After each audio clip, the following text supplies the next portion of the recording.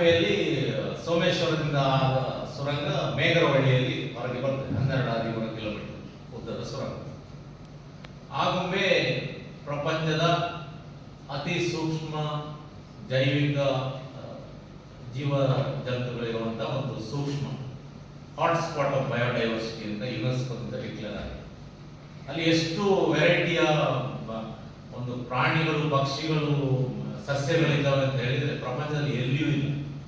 ಇಲ್ಲಿಂದ ಮಣ್ಣನ್ನು ತಗೊಂಡು ಹೋಗಿ ಫ್ರೆಂಚ್, ಡಚ್ ಸೈಂಟಿಸ್ಟ್ಗಳು ಅವರ ಮಣ್ಣಿನಲ್ಲಿ ಈ ಜೈವಿಕಗಳನ್ನು ಬೆಳೆಸುವಂತ ಪ್ರಯತ್ನ ಮಾಡಿ, ಯಾಕಂದ್ರೆ ಇಲ್ಲಿ ಯಾರು ಇದಕ್ಕೆ ಗೊಬ್ಬರ ಯಾವುದು ಆಗುದಿಲ್ಲ, ಅದು ಅಷ್ಟು ವೈವಿಧ್ಯವಾದ ಸಸ್ಯ ಸಂಪತ್ತು ಹೇಗೆ ಉಂಟು ಅದು ಕಾಳಿಂಗ ಇದಕ್ಕೆ ಬ್ರೀಡಿಂಗ್ ಸೆಂಟರ್. ಸೊ ಇಂಥ ಒಂದು ವೈವಿಧ್ಯದ ಪ್ರದೇಶದಲ್ಲಿ ನಾವು ಏನು ಮಾಡಬಾರ್ದು ಅನ್ನೋದು ಯಾಕೆ ನಮ್ಮ ತಲೆಗೆ ಬರುವುದಿಲ್ಲ. ಇಡೀ ಭಾರತದಲ್ಲಿ ನೋಡಿ, ನೀವೊಂದು ಕೆಳಗಿಂದ ಒಂದು ಫ್ಲೈಟ್ ಅಂತ ಡೆಲ್ಲಿಗೆ ಹೋಗಿ ಆಗ ಕಾಣ್ತದೆ ನಿಮಗೆ. ಹಸಿರು ಅನ್ನೋದು ಕಾಣೋದು ನಮ್ಮ ಪಶ್ಚಿಮ ಘಟ್ಟ ಬಿಟ್ಟರೆ ಮತ್ತೆ ಹಿಮಾಲಯ. ಮತ್ತೆ ನೋಡಿದ್ರೆ ಎಲ್ಲೋ ನಾವು ಮರುಭೂಮಿಯಲ್ಲಿ ಹೋಗ್ತಾ ಇದ್ದೇವೆ ಅನಿಸ್ತದೆ, ಹಸಿರು ಅನ್ನೋದೇ ಕಾಣೋದಿಲ್ಲ. ಅಂತ ಒಂದು ಸೂಕ್ಷ್ಮ ಪ್ರದೇಶವನ್ನು ನಾವು ಯಾಕೆ ಇದರಲ್ಲಿ ಟನೆಲಿಂಗ್ ಹೂಡಿದ್ರಿ, ಕೋಟ್ಯಾಂತರ ರೂಪಾಯಿ ಖರ್ಚು ಮಾಡಿ ಇದರಲ್ಲಿ ಏನಾಗ್ತದೆ ಅಂತ ಹೇಳ್ತೀವಿ ನಾವು. ನೀವು ಟನೆಲಿಂಗ್ ಮಾಡ್ತೀರಿ, ಯಾರಿಗೂ ಡಿಸ್ಟರ್ಬೆನ್ಸ್ ಆಗುದಿಲ್ಲ, ಒಳಗಿಂದ ಹೋಗ್ತದೆ ಎಲ್ಲ ಹೇಳ್ತಾರೆ. ಒಮ್ಮೆ ಟನೆಲಿಂಗ್ ಮಾಡಿದ ಕೂಡಲೇ ಅಂತರ್ಜಲ ಎಲ್ಲ ಅದಕ್ಕೆ ಕೆಳಗೆ ಬರ್ತದೆ, ಆ ಟನೆಲಿಗೆ ಬರ್ತದೆ.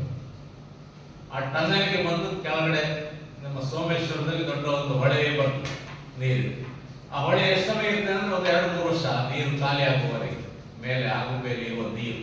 ಆ ನೀರೊಮ್ಮೆ ಖಾಲಿ ಆದ್ರೆ ಈ ಜೀವ ವೈವಿಧ್ಯ ಎಲ್ಲ ಒಮ್ಮೆಗೆ ಕ್ಲಿಂಕ್ ಆಗ್ತದೆ. ಮತ್ತೆ ಅಲ್ಲಿ ಯಾವುದೇ ಜೀವ ವೈವಿಧ್ಯ ಇಲ್ಲ, ಅಲ್ಲಿ ಟನಲ್ ಮಾತ್ರ. ನಾವು ಹೈ ಸ್ಪೀಡ್ ಅಲ್ಲಿ ಕಾರ್ ತಗೊಂಡು ಹೋಗ್ಬೋದು ಅಷ್ಟೇ, ಬಿಟ್ರೆ ಅಲ್ಲಿ ಜೀವ ವೈವಿಧ್ಯ ಇಂಥ ಸೂಕ್ಷ್ಮ ಪ್ರದೇಶ ಸರ್ವನಾಶ. ಅದಕ್ಕೆ ಯಾವುದೇ ಇದೇ ಮಾತನ್ನ ನಾನು ಎತ್ತಿನ ಹೊಳೆಯ ಬಗ್ಗೆ ಪರಮಶಿವಯ್ಯ ಬಂದಿದ್ರು ಆ ದಿವಸ ಮಂಗಳೂರಿಗೆ 84 ನಾವು ದೊಡ್ಡ ಪ್ರೊಟೆಸ್ಟ್ ಮಾಡಿದ್ದೇವೆ. ನಮಗೆ ಎತ್ತಿನ ಹೊಳೆ ಬೇಡ, ಎತ್ತಿನ ಹೊಳೆಯಿಂದ ಆಗುವ ದುಷ್ಪರಿಣಾಮ ಎಲ್ಲವನ್ನ ಆಯ್ತು. ಪರಮಶಿವಯ್ಯನವರು ಕಣ್ಣೀರು ಹಾಕಿದ್ದಾರೆ.